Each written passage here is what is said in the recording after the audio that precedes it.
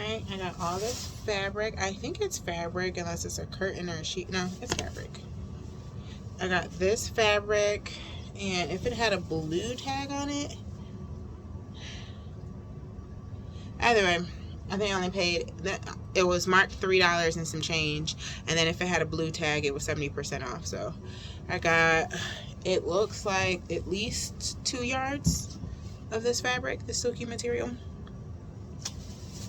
I also picked up this flannel because you guys know flannels are in.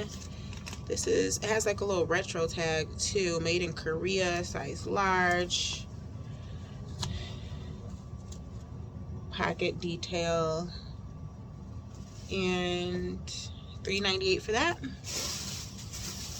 And this one, I think it's also fabric.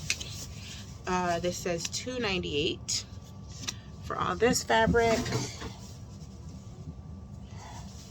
It's like a kind of like a jersey knit material, and so I got that. And I got this printer.